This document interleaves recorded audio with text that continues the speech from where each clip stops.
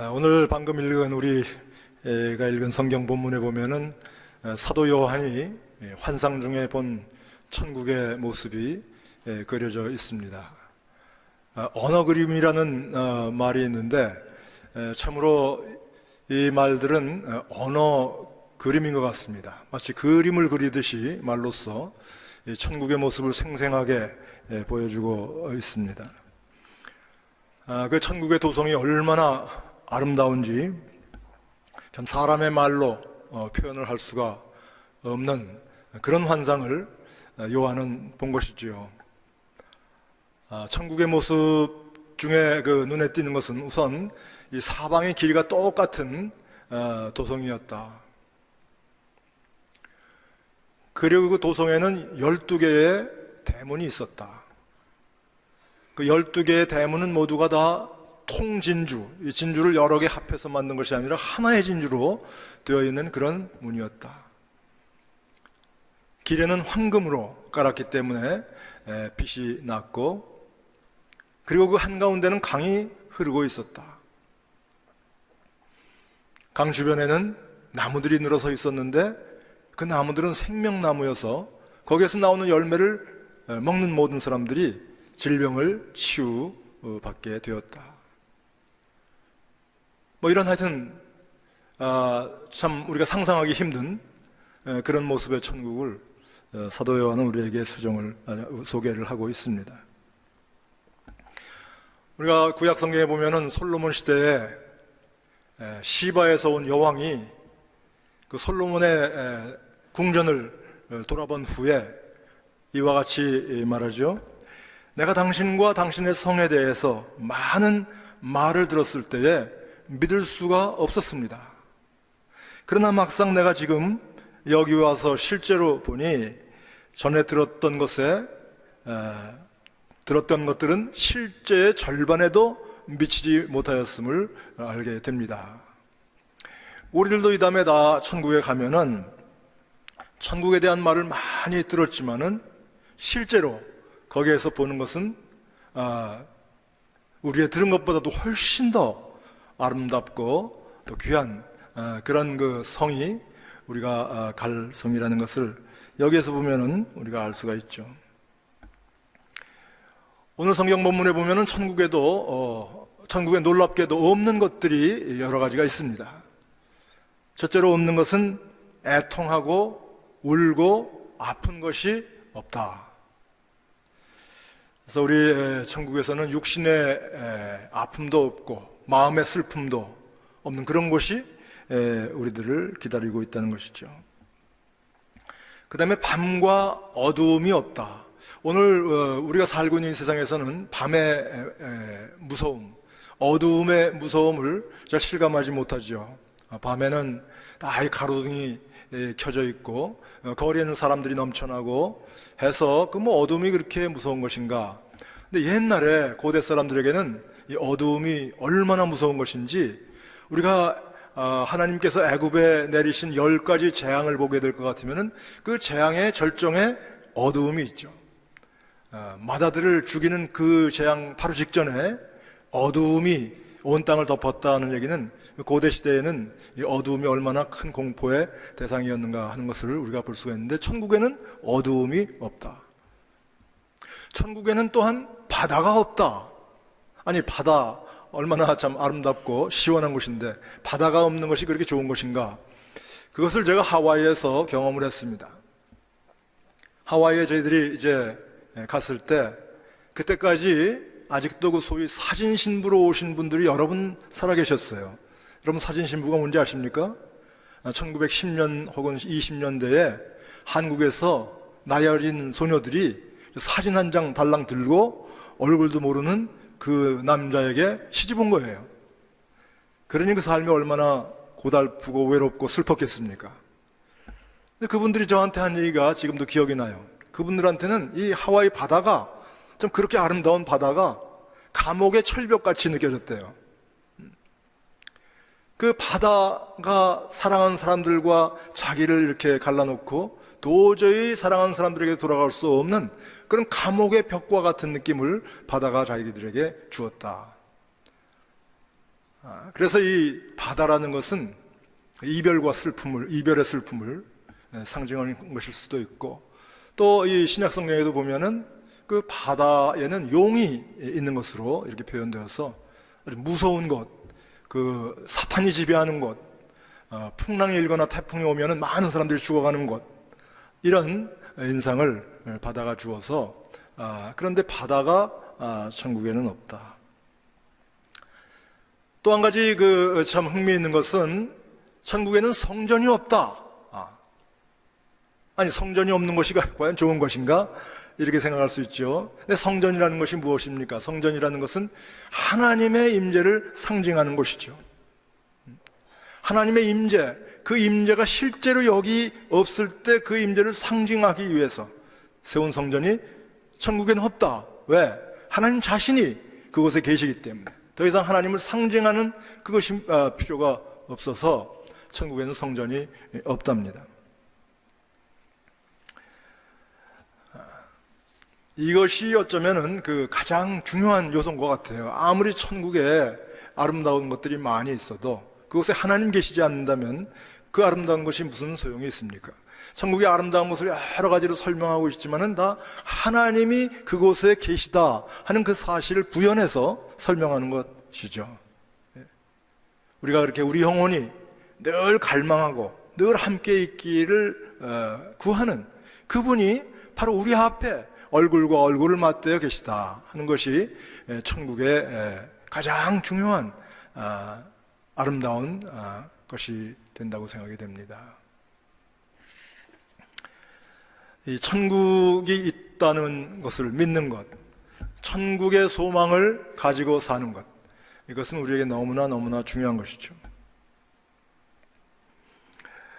예수님께서도 세상을 떠나시기 직전에 제자들을 모아놓고 이제 내가 가면 너희가 있을 처소를 마련해 놓고 너희를 다시 데리러 올 것이다 하는 말씀을 했을 때 제자들이 그 죽음 후에 있을 그 세계에 대한 소망을 가지고 용기를 가지고 어려움을 이겼던 그런 일들이 성경에는 나오고 있습니다.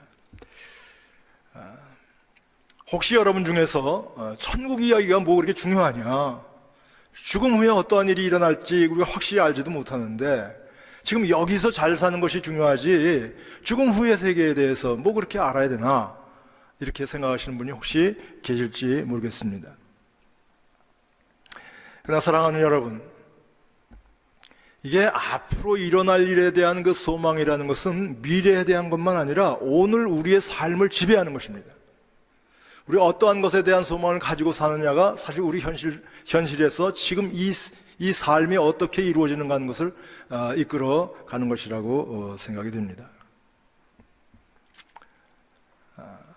현세에 있어서도 승리하는 사람은 미래에 소망을 가진 사람이다. 다시 말해서 천국의 소망을 가지고 있으면 우리가 이 세상에서 승리하며 살 수가 있다. 제가 이제 미국 들어오기 전에 1974년 어느 봄날이었던 것 같습니다. 제가 저 한미재단이라는 그 서대문 내거리에 있었던 기관이 있었는데, 그 한미재단은 뭐 한국과 미국 사이의 어떤 문화나 또 여러 가지 협력하는 것을 주장하는 그런 그 단체라고 생각이 됐는데, 그 이상하게도 그곳에 제게 관련이 있는 것이 있었는데, 그건 뭐냐면은 일제 때 발행됐던 신문들이 거기 많이 있는 거예요. 그래서 제가 한국 교회사를 공부를 했기 때문에 거기 가서 옛날 교회 어떻게 됐나 하는 것을 이제 자료를 뒤지기 시작했습니다. 그래서 제가 참 너무 충격을 받은 것은 그 신문, 특별히 1940년에서부터 한 3, 4년 동안 발행된 신문들, 특히 기독교 신문들을 보게 되었는데, 거기 보니까 제가 존경하고 사회에 잘 알려진 높은 지위에 올라가 있는 그분들이 우리는 충성스러운 한국 식민이 되자, 그래서 징병에 응하고, 또 뭐 교회에서는 종 팔아가지고 노술 팔아서 비행기 사는데 보태고 한 이런 일들을 독려하는 그런 글들을 많이 실으신 거예요.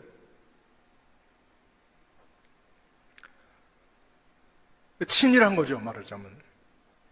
그러고 보니까 소위 한국의 그 인재들, 참 재능도 있고 학식도 있고 사회 지도층 인사들 중에서 옛날에는 그렇게 독립운동 하시는 분들이 후반에 가서 친일로 돌아서는 것을 우리가 많이 봅니다. 참 안타까운 일이 아닐 수가 없어요.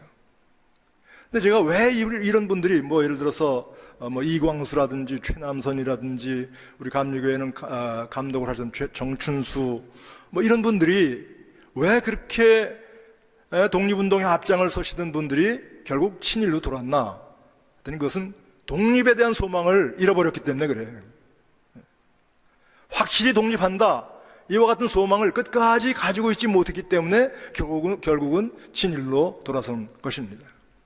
그러니까 앞으로 어떻게 될 것이다 하는 것에 대한 그 확신과 소망을 가지는 것이 오늘 우리가 어떻게 사느냐를 결정하는 것인데, 천국의 소망도 그렇습니다. 천국이 있다는 것을 확실히 믿고 그 소망으로 살아가는 사람들은 이 세상에서도 승리할 수가 있는 것이죠. 한 두어 주 전에 제가 책을 한 권 받았어요.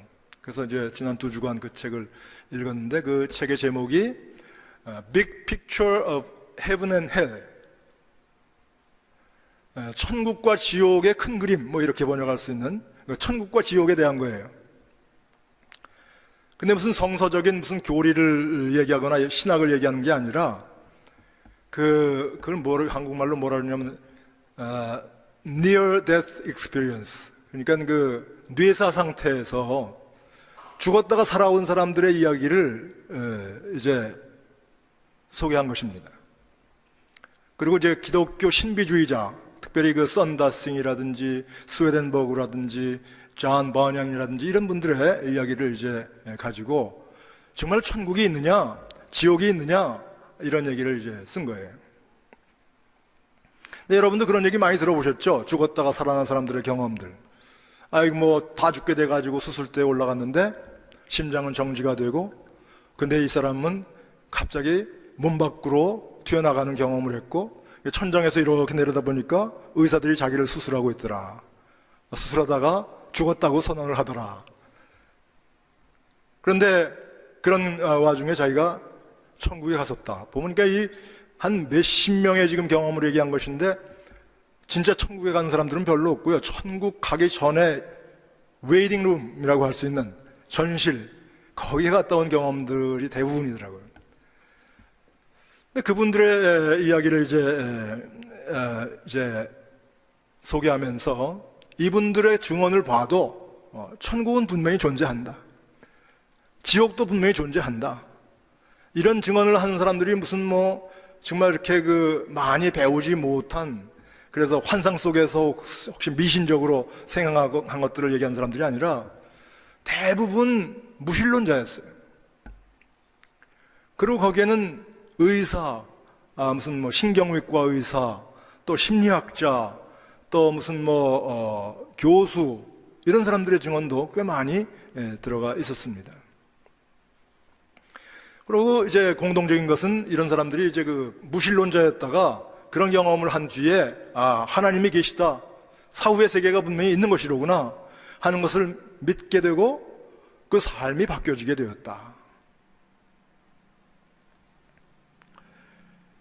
근데 저도 사실은 이런 얘기를 그냥 보통 들었으면은 그건 무슨 말도 안 되는 소리를 한다, 이렇게 생각했을지도 모르겠어요. 근데 이 책에 쓰여진 이야기는 제게 좀 더 다르게 다가왔습니다. 그건 왜냐하면은 이 책을 쓴 사람이 제가 잘 아는 사람이거든요. 지금 저 오하이오 데이턴에 있는 유나이티드 디알로지컬 세미나리라고 우리 연합감리교회에 속한 13개 신학교 중에 하나인데, 거기에서 교수를 하는 조직 신학 교수예요. 한국 사람인데 앤드루 박이라고, 저보다 한 3, 4년 후배인데 아주 가까운 사이입니다. 그래서 자기가 쓴 책을 저한테 보내준 것이죠. 그런데 참 이렇게 믿을 만한 사람이 믿기 힘든 이야기를 하게 되면은 어떻게 됩니까, 여러분? 성경도 마찬가지인 것 같아요. 우리가 성경을 읽을 때 거기 믿지 못할 내용이 많이 있죠. 저도 젊었을 때 특별히 많은 회의를 가지고 성경을 읽었어요. 목사를 하면서도 내가 믿지 못할 얘기를 어떻게 설교하겠나 해서 이런 뭐 천국, 지옥 이런 얘기는 잘 안 했어요. 그렇기 때문에 이 성경의 그 내용을 내가 그 전부를 설교해야 되는 목사의 입장에서 갈등을 많이 느꼈는데, 저는 이런 식으로 해결이 됐습니다. 뭐냐면은 내가 이성적으로 받아들이지 못하는 그런 내용이라도 그것이 비록 내 상식과 경험에는 참 맞지 않는 이야기일 수도 있지만은 그 이야기를 나에게 하고 있는 사람을 신뢰하게 된다면 그 사람 혹은 뭐 이런 경우에는 예수님이라고 할 수 있는데 그 예수님에 대한 신뢰 때문에라도 그 내용을 내가 받을 수 있지 않나, 이런 생각을 하게 되었습니다. 저는 사도 바울을 참 존경하고 사랑합니다. 사도 바울의 한 얘기의 거의 90%는 다 나도 그냥 납득이 돼요. 근데 그 중에 어떤 것들은 납득이 안 돼. 그러면은 다른 얘기는 다 정말로 진리를 다 얘기하시는 그분이 그 한 10% 내 상식과 경험에 맞지 않는 이야기를 한다고 해서 그 10%는 띄워놓고 90%만 받는 그것이 올바른 태도인가? 비록 내 상식과 경험에는 맞지 않을 수도 있지만은 그분이 그렇게 신실하고 믿을 만한 분이라면 그분의 이야기를 내가 받아들일 수 있다. 이렇게 해서 제 마음속에 있는 갈등을 해결을 했어요. 마찬가지로 우리들도 우리 예수 그리스도에 대한 신뢰가 있다면 그의 약속과 그의 말씀도 받아들일 수가 있습니다. 비록 어떤 것들은 참 내 이성이 받아들이기 힘든 일이라도 주님께서 그렇게 신실하신 분이, 그렇게 나를 사랑하시는 분이 하신 말씀이니까 나는 믿고 받아들인다. 이것이 믿음인 것 같아요. 그래서 어떤 의미에서는 믿음이라는 것은 자연히 오는 것이 아니라 믿기로 결심하는 거죠. 의지의 행동이라고 볼 수가 있는데, 우리 주님께서 제자들에게 조금 아까도 제가 말씀을 드렸지만은 이런 말씀하셨죠. 너희는 마음에 근심하지 마라. 하나님을 믿으니 또 나를 믿으라. 내가 나가서 너희를 위해서 한 장소를 마련한 뒤에 다시 와서 너희를 데려가 나 있는 곳에 너희도 있게 할 것이다. 이런 말씀을 듣고 제자들은 죽음까지도 두려워하지 아니하고 용기를 내서 세상을 이긴 것입니다. 그래서 오늘 제가 이제 여러분에게 드릴 말씀은, 그러면 천국의 소망이라는 게 이렇게 중요한 것인데 이 천국의 소망을 가지고 사는 사람들의 모습은 어떠한 것인가, 이것을 제가 여러분에게 말씀을 드리길 원해요. 천국의 소망을 가지고 사는 사람들 어떠한 모습으로 살아갑니까? 첫째로 우리가 생각할 수 있는 것은 이 사람들은 모든 근심과 걱정, 특별히 죽음에 대한 걱정에서부터 해방됐다.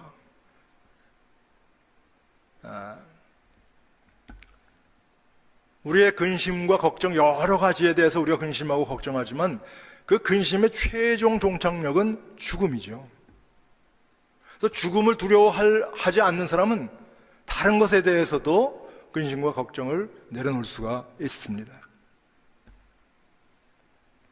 우리가 성경에서 이제 보면은 스데반 같은 사람이 죽는 얘기가 나오죠. 스데반이 죽을 때 하늘을 보고 그 얼굴이 환하게 미소를 띄었대요. 어떻게 보면 정신 나간 사람이죠. 자기 지금 돌팔매로 죽게 됐는데 그 얼굴이 환하게 미소를 띄었다? 이 정신병 걸린 사람 아닌가? 이렇게 생각할 수 있죠. 스데반만 아니에요. 바울도 목이 잘려서 죽었다고 했는데 그 바울의 죽는 그 태도에 굉장한 그 의연함이 있었다. 베드로는 심지어 스스로 우리 주님께서 십자가에 달려 돌아가셨는데 내가 어떻게 같은 모습으로 죽을 수가 있는가? 난 거꾸로 달려 죽겠다. 자원해가지고 십자가에 거꾸로 죽었다고 합니다. 어떻게 이렇게 죽음 앞에서 의연하게 찬송하며 웃으며 죽을 수가 있는가? 그것은 이 사람들이 마음이 유난히 독한 것입니까? 이 사람들의 의지가 그렇게 강한 것입니까? 제가 생각하는 해답은 이 사람들은 모두가 다 천국의 소망을 확실하게 가지고 있었기 때문에 죽음 앞에서도 그렇게 의연할 수가 있었다. 우리 고린도 후서 11장에 보면은 사도 바울이 자기가 당한 고통에 대해서 이야기를 하고 있습니다. 수없이 매를 맞았고 감옥에 갇히기도 많이 했고, 그리고 파선의 위기를 당해서 목숨의 위기에 여러 번 있었고,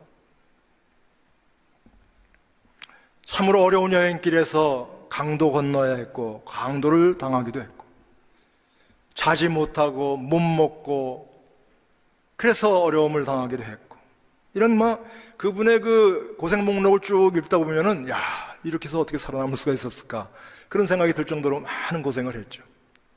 그렇지만 사도 바울은 그 고생에 대해서 무엇이라고 얘기합니까? 로마서 8장에 보면은 생각컨대 현재의 고난은 장차의 영광에 비교할 수가 없다.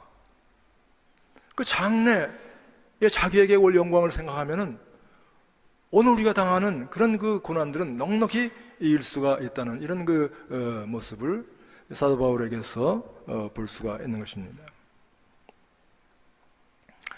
두 번째로 천국의 소망을 가진 사람들은 성화의 길을 열심히 걷는다는 것을 우리가 보게 되죠. 우리가 나이가 들면, 우리 이제 여기 은퇴하신 분들이 대부분인데, 나이가 들면은 성화의 길을 가는 것, 거룩한 길에 자기를 열심히 이렇게 단련하고, 그리고 끝까지 성화의 길을 가려는 그런 그 결심과 노력이 좀 이렇게 희미해질 수가 있어요. 그런데 천국의 소망을 가진 자는 그렇지 않습니다. 우리 요한 1서에 보면은 이런 말씀이 나오지 않습니까? 주를 향하여 이 소망을 가진 자마다 그의 깨끗하심과 같이 자기를 깨끗게 하느니라. 주를 향하여 이 같은 소망을 가진 자, 그게 무슨 소망인가 봤더니 그 앞에 보니까 이런 말씀이 있어요. 사랑하는 자들아, 우리가 지금은 하나님의 자녀라. 장래에 어떻게 될지는 아직 나타나지 아니하였으나 그가 나타나시면 우리가 그와 같을 줄을 아는 것은 그의 참모습 그대로 볼 것이기 때문이다. 우리 하나님의 참모습을 그대로 본다. 그것이 무슨 말입니까?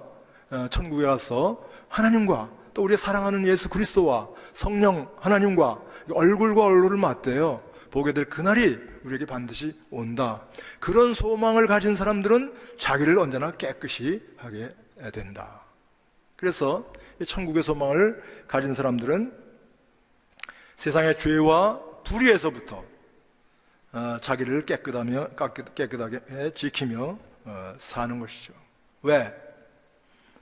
이 세상에서의 쾌락과 부여는 우리가 장차 천국에서 누릴 그와 같은 부여와 즐거움에 비교할 수가 없기 때문에 그것을 위해서 오늘 이 세상에서 혹시라도 육신의 쾌락을 쫓는 일을 스스로 금하게 되는 것이죠.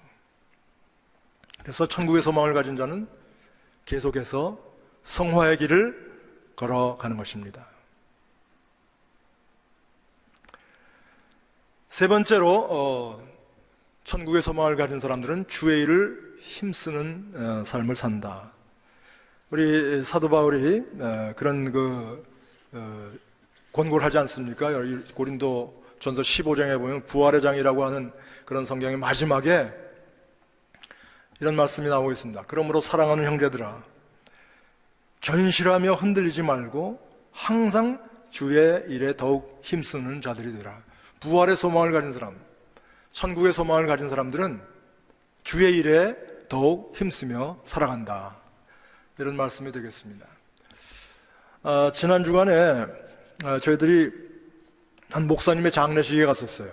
김영철 목사님이라고 혹시 여러분께서 아시는 분이 계신지 모르겠는데 우리 남가주에서도 목회를 이제 하신 분이십니다. 그분이 돌아가셔서 저 팔로스 볼데스에 있는 장주에 가서 이제 장례식 예배를 참석하게 됐습니다. 그런데 그 식중에 그 아드님이 자기 아버지를 추모하는 추모사를 이제 하게 됐습니다. 추모사를 하는 중에 더 대쉬라는 시를 인용을 하게 됐어요. 여러분, 대쉬가 뭔지 아시죠? 대쉬 그 작대기표 기호. 근데 대쉬라는 그 시는 찾아보니까 이제 린다 앨리스라는 여자가 쓴 시인데 아주 재밌는 시예요. 그 시를 뭐 길기 때문에 다 인용을 할 수 없지만은 대강 내용은 이런 것입니다. 우리가 묘지에 가게 되면은 그 비석이 있지 않습니까? 비석에 보면은 거의 틀림없이 그 사람, 그 죽은 사람을 나타낼 수 있는 간단한 말들이 있고,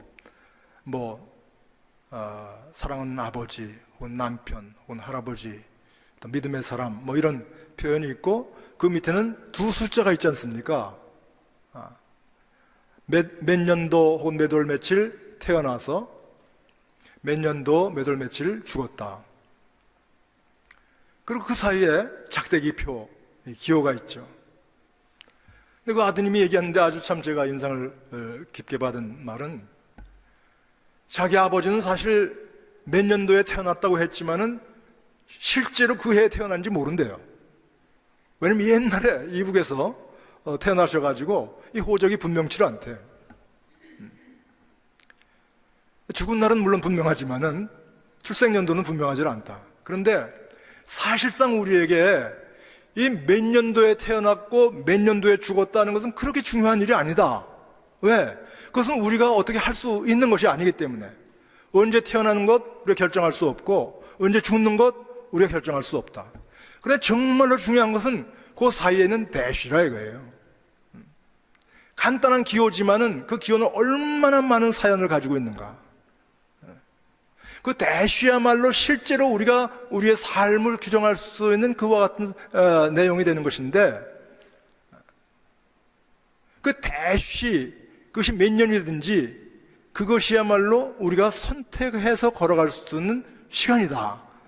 이런 내용의 시예요.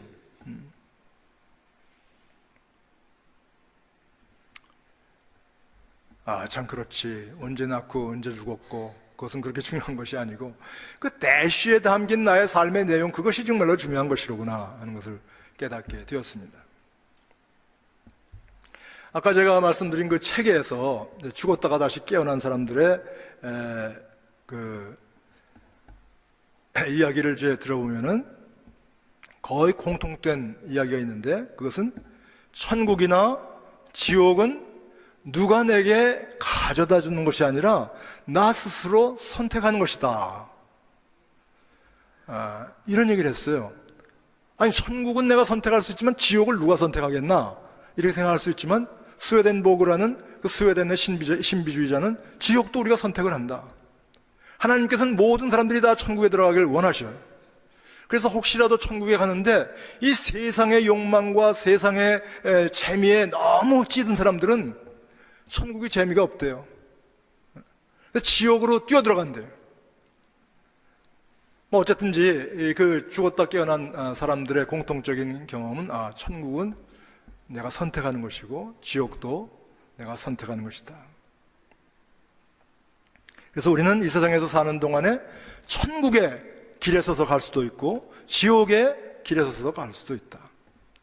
늘 자기의 영광, 자기의 유익, 자기의 풍요, 이 자기만을 생각하는 사람들은 지옥의 길에 서서 가는 것이고, 나를 지으시고 나를 구하시는 하나님을 사랑하고 내 주변에 있는 이웃들을 사랑하며 살아가는 사람들은 천국의 길에 서는 것이다. 그래서 이 죽었다 깨어난 사람들이 다시 살아나가지고 공통적으로 바뀌는 것이 그 이웃에 대한 사랑의 마음을 가지는 것이에요. 아까 제가 또 인용한 그 시도 보면은 마지막에 이렇게 되어 있습니다. 그러니 잘 생각해 보세요. 당신의 삶에 바뀌어야 할 것이 무엇인지를, 당신의 삶에 얼마나 오랜 시간이 남아있는지 모르는데 그래도 아직은 기회가 있지요. 성내기를 더디하고 감사 표시는 더 많이 하고 존중하는 마음 가지고 자주 웃으세요. 그리고 이전에 주지 못했던 사랑을 주위 사람들에게 베풀면서 살아요. 그러면 이 다음 당신의 장례식에서 누군가 당신의 죽음을 추모하며 이야기하는 것을 들을 때 조금은 자랑스러울 수 있지요. 이런 시로 이 시는 끝납니다. 제가 다시 한번 깨닫는 것은 이 정신 바짝 차리고 나머지 여생을 살아야 되겠다. 우리가 이 마음 놓고 그냥 무심하게 지내는 동안에는 결국 우리는 자기 자신을 위해서 살 수밖에 없죠. 자기의 좋아하는 것, 자기의 이름 높이는 것, 자기가 부유한 것, 자기가 편리한 것, 이런 것 위주로 우리의 삶을 살아갈 수밖에 없는데, 이렇게 정신 놓고 사는 동안에 우리는 지옥의 길을 스스로 걸어가는 것이 아닌가. 이제 남은 시간 얼마가 됐든지 간에 그 시간을 하나님 사랑하고 이웃 사랑하는 일에 정신 차려서 그 일을 힘쓰면서 살아가는 동안에 우리는 스스로 천국의 길을 걸어가고 있는 것이다. 이렇게 생각하게 되었습니다. 사랑하는 성도 여러분, 여러분 모두 다 천국을 믿으세요? 믿으세요. 천국의 소망을 가지고 사세요. 믿어지지 않으면 성령님께 간구하세요. 내가 천국에 대한 확신을 주시고 천국에 대한 소망으로 살아가게 해주세요. 이렇게 구하시면 성령님께서 여러분을 반드시 도와주실 줄로 믿습니다. 그리고 모든 걱정을 내려놓으시고 주님의 약속을 붙드세요. 그리고 모든 일을 선택할 때 천국의 소망을 기초로 해서 여러분의 삶을 선택하세요. 이렇게 사노라면 반드시 세상을 이길 것입니다. 그리고 우리의 죽음 후에는 반드시 하나님께서 주시는 영광이 우리 모두를 기다리고 있게 될 것입니다. 이렇게 천국의 소망으로 세상을 이기시는 저와 여러분이 되시기를 간절히 축원합니다. 기도하겠습니다. 사랑의 하나님, 오늘도 우리의 길을 인도하시는 하나님의 은혜를 저희들이 경험을 합니다. 주신 말씀 붙잡고 그 말씀이 우리의 마음밭에 떨어져서 아름다운 열매를 맺을 수 있기까지 저희들을 인도해 주시고 성령께서 함께하여 주옵소서. 우리가 아무리 어려운 환경에 있다 할지라도 우리 질병과 가난과 고독과 슬픔을 천국의 소망으로 이길 수 있는 은혜를 우리 모두가 다 경험하게 하여 주시고, 이 경험한 은혜를 또 다른 사람들에게도 증거해서 하나님의 신실한 증인으로 살아가게 하여 주옵소서. 예수님의 이름으로 간절히 기도하옵나이다. 아멘.